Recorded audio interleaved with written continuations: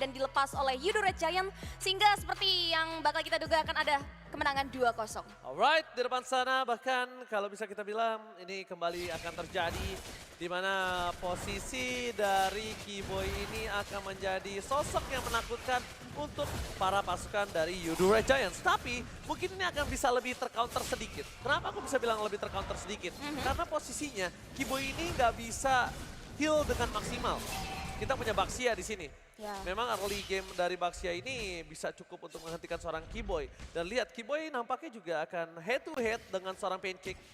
Sans bakal coba untuk membantu, Pancake belum dipaksa untuk flickernya. Itu dia. Udah dipaksa flicker yang tandanya para pasukan Yudo Red Giants kali ini tidak bisa melakukan initiate di early game. Alright, udah ada informasi yang penting untuk teman-teman Onyx di area early. Sejauh mata memandang, Kiboy juga masih belum terlalu menerapkan agresivitasnya karena mereka tahu betul power dan karakteristik jungler yang digunakan oleh Yudo Red Giants adalah hero durability yang cukup independen dan juga cukup sustain. Itu yang membuat tidak ada permainan yang cukup agresif, tapi di area top lane. Oke, bakal coba di solo pick off tadinya, tapi nampaknya Gojes terkena surprise. First blood akan coba terjadi. Nice one. Sekis Hu di depan sana, tap softlet dikeluarkan dan ini dia Kyrie. Mencoba untuk bertahan dengan pedangnya. Tapi para pasukan dari Yudo Red Giants mereka masih mau lebih, mereka mau Kiboy. Dan Kiboy kali ini berganti, tidak ada sosok dari Revitalize, tapi Purify untuk menyelamatkan harinya. Alright, tidak ada korban jiwa yang didapati di area top lane sana. Hanya jual beli serangan belaka, setup untuk memancing adanya satu buah research yang keluar dari Gojes juga menahan juga lebih tepatnya ya. Karena kalau memantau dari segi leveling, Boots udah masuk ke level 4 dan ready untuk memberikan kontribusi di turtle yang sudah mulai hadir. Terlebih lagi kalau memantau dari Yasuo God lane ini masih cukup aman sentosa, belum ada gangguan yang berarti. Kedua belah God lane pun masih cukup independen dan mandiri. Tapi lihat Sans dipaksa wings by wings. Purify Gaming save the day untuk seorang Sans. Gagal untuk di Way of Dragon. Tapi Gojes kayaknya udah mulai harus berpikir dua kali kalau mencoba untuk solo pick off boost. Dan bahkan dia membalikkan kembali keadaan yang dimiliki pada saat dikeluarkan. Seperempat arah. Tapi para pasukan dari Yudo Red Giants mencoba untuk membakar Kiboy. Kiboy di all in. Langsung hilang begitu saja dan Retribution from Kyrie gagal. Sekis Hu berhasil mengamankan sosok Turtle di area top lane. Early game yang berbeda dengan game yang pertama. Yudo Red Giants lebih perkasa untuk kali ini. Ketinggalan nggak tuh last hit dari gold buff-nya. Sehingga berhasil diamankan oleh seorang Boots. Tapi lihat flicker for nothing. Pancake? Pancake? Gak ada yang lihat, Aman aja, aman aja. Santuy, santuy. Aku tadi lagi merem, oke, Pancake is okay, no problem. Yes, nggak apa-apa, not a big deal. Tidak ada yang berhasil ditendang, Sans juga dipancing untuk membuka satu buah area of effect dari Feather of Hextech untuk melakukan clearing dengan sangat cepat. Ini ada informasi yang cukup penting, meanwhile di area top lane, Black Dragon Form dibuka oleh Gojes hanya untuk mengusir mundur Kyrie yang sempat berkontribusi. Tapi lebih tepatnya dipaksa untuk Black Dragon Transform sih. Yes. Ketika ada Black Dragon Transform yang dipaksakan, tapi para pasukan dari Yudo Red Giants, mereka early-nya memang kuat sekali. Mereka memang punya power sangat kuat dan bahkan lihat Kyrie mencoba untuk membantu pergerakan dari seorang Sans yang harus tumbang. Dengan ada clear minion yang didapatkan, bahkan para pasukan Yudo Red Giants, mereka lebih memilih menuju ke arah bottom lane. Karena melihat dari Super Shift, kali ini dia berada di posisi yang tidak unggul. Dan bahkan Kiboy masih coba untuk bertahan, tidak ditumbangkan karena nggak punya power yang cukup. Super Shift ini apakah super red? Super Red. Harusnya super red gak sih? Mungkin ya, kayaknya atau super ada red. ganti player? Karena nggak ada informasi dan jadi juga analis nggak ada yang ini ya, make sure kalau ada pergantian. Tapi lihat sudah ada satu buah distraction sudah diberikan oleh Pancake maju ke depan dan Kiboy tumbang for nothing. Cewek bakal coba untuk dipantau kah? Tapi ternyata tidak. Yudo Red Giants mereka setelah berhasil membawa satu buah tangan dari sang roamer Onyx Esports, mereka mundur lagi ke area belakang. Belum ada pressure yang intim datang ke area dari masing-masing god lane. Karena lihat Sekis bakal coba untuk melakukan setup sebetulnya di area turtle yang kedua. Oke, itu yang aku bilang. Kiboy itu nggak bakal bisa bertahan, beda sama game pertama. Karena dia ada Baxia, Regennya nggak butuh dominan, sudah ditutup sama seorang Baxia. Dan kali ini Kyrie bakal coba diganti kah, tapi ternyata Tempest Softlet for defensive. Menuju ke arah belakang, mengadu retribution. Dan bahkan nampaknya Kyrie akan coba di zoning out. Dan tidak ada retribusi untuk seorang Kairi. Hanya melakukan patroli udara di depan sana. Para pasukan dari Yudu Red Giants mencoba mendapatkan seorang boots. Dan para pasukan dari Yudu Red Giants mereka nampaknya terlalu kuat. Lastnya terlalu tinggi. Boots mencoba menghindari damage yang dapatkan. Boots kali ini akan coba dimakan oleh seorang Sekishu. Baxiatu strong. Dan Boots akan menjadi keganasan dari Yudu Red Giants. Akankah ditukar satu untuk satu, tapi nampaknya Kiboy. B-Boys. Small move yang membuat Gorgeous bertahan hidup dan bahkan 2 point kill didapatkan oleh pasukan Yudu Red Giants. Ya, 2 untuk nothing. Onyx mereka dipatahkan banget sih dengan karakteristik dan juga komponen hero yang memang jauh berbeda dari game sebelumnya. Ini yang membuat Onyx nggak dapetin early advantage yang cukup memadai. Terlebih lagi kalau kita lihat di area bottom lane, bahkan Kairi pun udah mulai mendapatkan banyak sekali damage yang cukup maksimal dari 2 pemain Yudu Red Giants. Kairi benar-benar dibatasin banget untuk bisa memberikan pressure tambahan. Tertahan dengan adanya Swift Force Bow yang sudah dikantongi juga, belum mengarah ke area item yang bulat, dan bahkan lihat Pancake. Dengan beraninya mengganggu karya pola rotasi jungle yang dimiliki oleh seorang Kairi juga. Dan bahkan kalau melihat dari posisi item yang sudah diamankan oleh kedua belah bot lane, ini masih cukup so-so sih. Udah jadi Blood of Despair untuk seorang cewek dan juga Demon Hunter Sword untuk seorang Super Sif. Alright, Kairi masih mau lebih dan Gorgeous akan coba ditumbangin satu hit terakhir. Tapi lihat itu, Imun yang berhasil menahan sedikit tapi tidak bisa terlalu lama. Kalau GP sadar kenapa dia habis terbang langsung turun lagi, karena dia menghindari damage dari linknya. Tapi ternyata 2 titik pedang yang membuat anak tangga untuk seorang Kairi yang bahkan membuat Gorgeous harus kehilangan nyawanya. Finally ada satu buah hero yang berhasil ditumbangkan ya, lebih tepatnya oleh teman-teman dari Onyx. Nah, melihat posisi dari Super Sif memaksimalkan potensial yang diberikan oleh teman-teman Yudu Red Giants, di pressure yang dibawa oleh mereka ke beberapa pola jungle yang dimiliki oleh Kairi. Sehingga ada satu buah objektif Tarot sebetulnya yang berhasil dihancurkan di sana, dan Turtle. Oh, Turtle bakal coba diambil, tapi lihat damage setelah diberikan. Udah ke arah belakang, Sakiti, Kairi ke arah belakang. Satu buat sosok point kill didapatkan, tapi lihat para pasukan dari Yudu Red Giants mereka harus terpecah belah. Tiba-tiba terjadi, Gorgeous ke arah belakang. Tidak ada lagi Black Dagger transform, Gorgeous harus mundur. Dan para pasukan dari Yudu Red Giants mereka belum menerima damage dari seorang cewek. Kairi juga tinggal pulang aja. Dan para pasukan dari Yudu Red Giants dengan Onyx sama-sama nggak punya power of retribution. Alright, ini bakal dipatahin kayaknya Perfect Jungler karena Kairi udah ready. Turtle berhasil disecure oleh seorang cewek sehingga adanya satu buah objektif netral yang berhasil disecure oleh teman-teman Onyx. Di area bottom lane, Gorgeous nggak mau mengambil resiko, lebih memilih untuk merelakan satu objektif targetnya berhasil dihancurkan oleh pemain-pemain dari Onyx Esports. Tapi lihat setup dan bahkan pencurian yang hendak dilakukan oleh Sekisha terhadap purple buff yang bakal dibalas sebetulnya oleh seorang Kairi. Oh, hanya mencoba untuk menukar saja, tapi ketika cewek datang nampaknya para pasukan dari Yudu Red Giants udah mulai harus hati-hati. Super Sif, Battle Mirror masuk ke arah belakang, Brenner Avati from cewek, gak berhasil mendapatkan apapun. Para pasukan Yudu Red Giants mereka benar-benar solid sekali dengan kesatuan mereka. 5 orang secara bersama mencoba untuk melakukan rotasi dan gold tertinggi dipegang Sekishu. Cewek masih berada di posisi kedua, tapi lihat Wild Dragon-nya tadi keluarkan begitu saja. Kiboy is coming, Pencetan datang terkena Final Slays. Mundur ke arah belakang cewek. Dihajar habis-habisan 2 orang menuju ke seorang cewek. Membuat dirinya harus diam, termerung di depan sana. Tapi lihat yang dilakukan oleh seorang Gorgeous. Dia mencoba untuk mendapatkan satu sosok point kill yang tidak berarti. Karena Kairi di arah bottom lane bebas untuk melakukan split push. Final Slash kembali terjadi. Kairi is coming. Pahlawan kali ini dari sosok Onyx datang di belakang.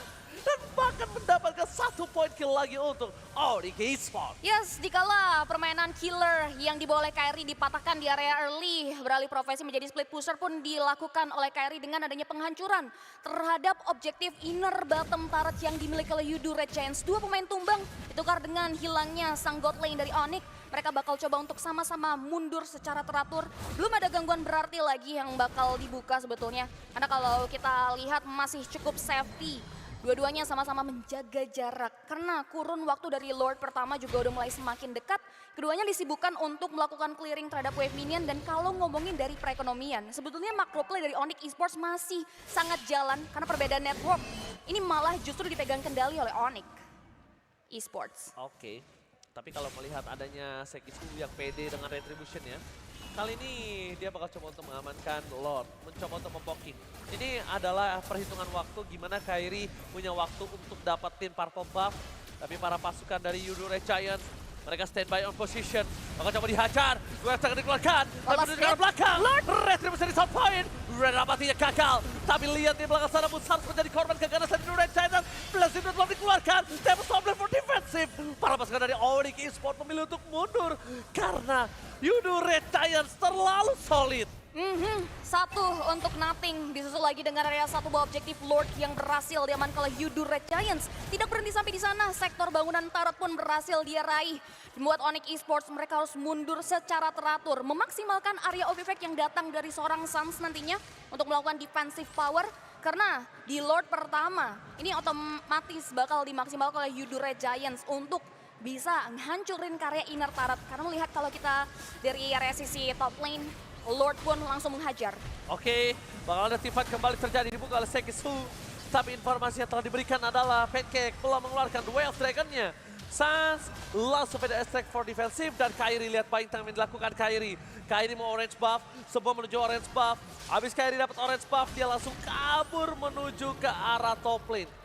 Kalaupun tadi berhasil dapetin orange buff, ini malah menjadi manfaat untuk seorang Kairi.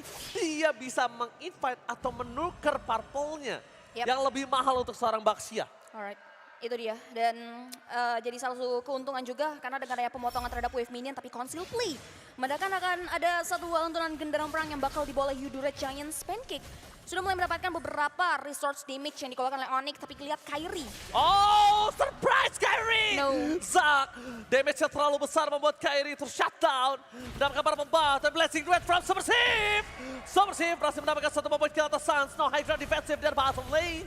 Yudure Giants kali ini dominasi invite jungle yang sangat mahal. Mereka membuat Onyx Esports berada di kondisi yang tidak cukup baik. Lihat dengan dominasi di dua lane. Mereka mencoba untuk mendapatkan inner turret dari Onyx Esports. Dua Dragon diselesaikan. Boots menjadi pilihan utama. Surrender dikeluarkan tapi damage-nya belum cukup. Boots hilang. Satu para pasukan dari Onyx harus ditelan bumi. Dan cewek tersisa seorang diri. One last man standing. Yes, 4 pemain down. Dan bahkan tidak ada pertukaran. Onyx tidak berhasil mengeliminasi beberapa pemain Yudure Giants yang bisa terbilang too strong untuk memberikan pressure demi pressure. Lord advantage di Lord pertama memberikan 19.600 torehan damage yang dihasilkan. Dan bahkan kalau kita bisa lihat juga semua inner turret yang dimiliki oleh Onyx Esports terpantau berhasil diamankan oleh teman-teman dari Yudure Giants. Ini mempengaruhi bagaimana item yang sudah dikantongi. Gap gold juga udah mulai terpantau antara 1085 dari kedua belah god lane. Cewek benar-benar terbatas dari pengambilan itemnya. Memanfaatkan Malefic Roar untuk memberikan penetrasi. Terlebih lagi kalau kita lihat udah ada satu buah Wind of Nature juga yang ada di tubuh dari seorang Subversive. Ini membuat dia ready sebetulnya untuk bisa menangkal damage yang tiba-tiba datang dari Kairi yang menuju ke arah back lane. Berikut juga nantinya damage yang dikeluarkan oleh seorang cewek. Oke, winning condition dari Yudure Giants adalah gimana caranya mereka bisa mengamankan Lord kali ini. Dan Onyx, mereka udah mulai harus siap untuk mengadu teamfight terlebih dahulu sebelum adu retribution. Kenapa? Melihat dari histori yang terjadi, Kairi gagal dengan retributionnya. Tapi lihat dengan posisi yang sangat bagus, mencoba untuk mereka satu momen kill sakit dan langsung hilang begitu saja. Damage-nya terlalu sakit, tidak bisa dibendung. Tempest of Blade dikeluarkan, Subversive serta ada bahkan retributionnya gagal dari kedua belah pihak. Tapi Kairi masih mau lebih. Lihat split push yang dilakukan dari seorang Kairi mendapatkan satu batu Redka. Di arah belakang para pasukan dari Yudure Giants mencoba mendapatkan satu momen kill kembali.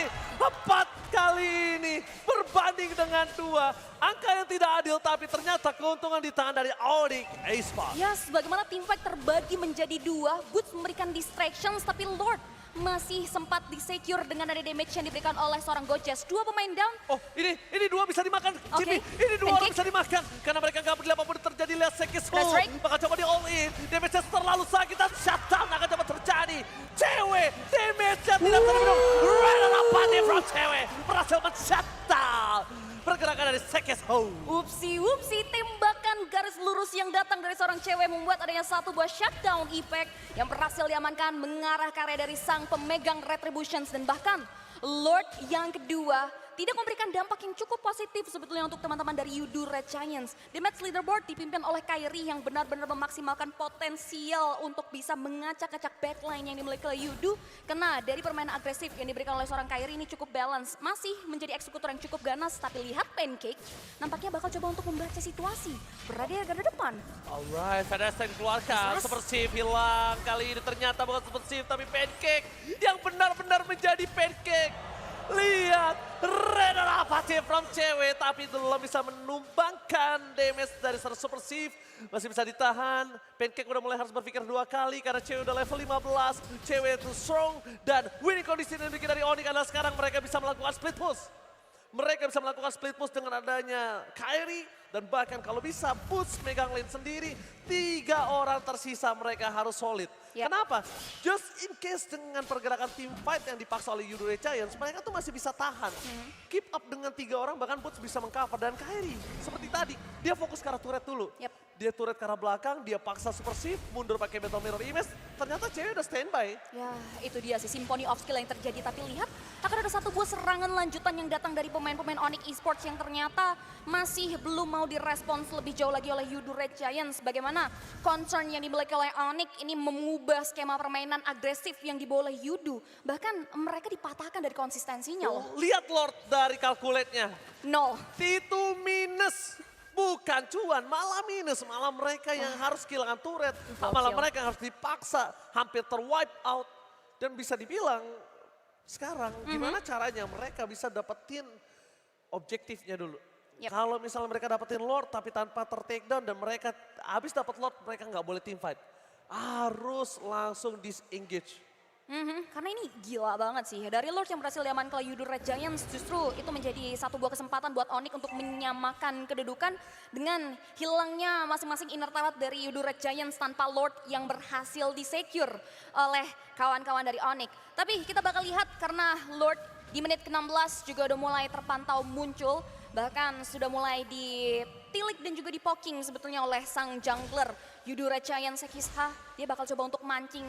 Tapi dia yang perlu diperhatikan adalah Boots yang memang perannya persis dengan game yang pertama, setup moment, gangguan distractions dan juga bagaimana posisi dari cewek. Ini yang berat dari Yudu Red Giants karena Gojesnya tuh benar-benar ditahan banget untuk gak bisa masuk area backline. Aku lebih berat di arah bottom lane sih. Itu laning jauhnya Yudu Red Giants bagus banget loh. Dia mendorong sampai depan base. Ini just in case para pasukan dari Yudu Red Giants mereka dapetin loh. Tapi Lavender Stein keluarkan. Gagal dengan Renda Ramati dia seorang cewek. Maka coba dia oleh begitu saja. Sekirsus gak bisa kemana-mana. Dia bisa terlalu sakit. Tapi Kairi, lihat. Kairi berada di atas batu. Kairi akan coba untuk menunggu. Cewek tidak akan tumbang. Dia masih punya. Dia bisa banyak tebakan. Lihat. 1 poin kill akan coba didapatkan oleh seorang Yudu Red Giants atas push. Ditukar dengan sosok dari Gojes sama-sama XP laner. Tapi powernya sekarang di tangan Oni. Kenapa? Gojes adalah sosok penentu dari team fight. Ada cewek standby position. Dewa of Dragon yang sangat mahal. Cewek terjatuh balik ke kanan. Outplay from cewek. Shutdown kembali terjadi tapi para pasukan dari Yudu Red Giants mereka menukarnya dengan 3 poin kill yang sangat mahal. Dan sosok dari Kairi benar-benar dibutuhkan. Apakah Kairi mampu mengadu retributionnya kali ini? Atau bahkan Kairi mengurungkan niatnya? We'll see, karena kalau kita lihat dari replay yang terjadi ya, menilik setup dari pemanfaatan super save yang dibalas dengan outplay. Kedua belah god lane terpick off, tapi 3 pemain dari Onyx harus tumbang. Perbedaan kuantitas terlihat jelas, tapi setup Lord mampukah dikontes oleh Onyx Kairi karena lihat. Damage yang Kairi diberikan. terkena damage cukup sakit. Tapi lihat, dia Banyak masih strike. menunggu. Sans. Dapatkan gagal. No. Invasi dari satu bar retribution yang gagal. Pulse memilih untuk mundur ke arah belakang. Sans mencoba untuk menjemput begitu saja. Kairi lagi-lagi dibikin kebingungan gimana caranya dia bisa masuk. Terlalu banyak damage, terlalu banyak sisi. Kairi benar-benar lumpuh tadi. Immortalnya bahkan harus lepas ya. Dan dia harus bertumpu dengan item defensif lainnya yang nanti kita belum tahu sebetulnya apa yang akan dilakukan oleh seorang Kairi. Laning jauh dari Yudu Red Giants di area bottom lane terpantau terus-menerus memberikan satu buah distractions dari kawan-kawan Onyx. Dan mungkin ini dia membahas dari item Kairi full offensive item dengan adanya satu buah true damage dari Endless Battle, dengan adanya attack speed tambahan dari Windtalker, dan juga critical yang bisa dimaksimalkan dengan Berserker Fury. No defensive item, mampukah Yudu Red Giants? Ini dia. Mereka harus banned, tapi lihat Council Gaming telah terjadi menuju ke arah Sans. Rasa dikeluarkan manage, tapi lihat Purify Gaming belum dipaksa oleh salah satu. Blessing dikagak, tapi damage terlalu besar. Boost versus everybody. Dan siap dari arah belakang Ipai. Mencoba untuk melakukan sandwich gaming. Dipaksa team Maka fight. coba dipaksa team fight. Kairi mencoba untuk melakukan endgame di arah bottom lane. Dan bahkan satu base turret yang sangat mahal. Gojis di depan sana, maka coba ditumbangin. Kairi memilih untuk mundur terlebih dahulu. Mereka tidak mau terlalu terburu-buru. Pertukaran yang cukup adil. Sama-sama base turret. Lihat Onyx masih bertahan di Star Style. Mana tepuk tangannya? Luar biasa sekali. Selalu ada pertukaran yang equal. Yang buat Onyx nggak pernah berada di posisi yang tidak diuntungkan atau bahkan bisa dibilang rugi bandar. Karena mereka selalu bisa menukar dengan objektif yang sangat-sangat penting milik teman-teman dari Yudu Red Giants. Bahkan ketertinggalan network yang tadinya dipegang kendali oleh Yudu kini kembali di-lead oleh Onyx. Walaupun kalau membahas dari perekonomian ini perbedaannya tidak terlalu signifikan, tidak ada yang terlalu mendominasi. Tapi dengan daya power, macro play yang dimiliki oleh Onyx, Yudu Red Giants mereka harus lebih memperhatikan lagi sebetulnya. Karena kalau kita lihat dari Kairi, ternyata Kairi cuek. Dengarnya teamfight yang dipaksa terjadi di area mid lane dan bahkan memaksimalkan laning jauh yang membuahkan hasil dari Lord Advantage. Hanya 7.900 turret damage yang ditorehkan. Yang kalau sebenarnya Cipi, kalau bisa gue lihat dengan Lord sekeras itu, ini kayaknya masih tidak terlalu untung lah. Tapi nggak rugi karena dapat base turret. Karena jujur dengan Lord sebesar itu harusnya dia bisa mainin 3 lane push ya.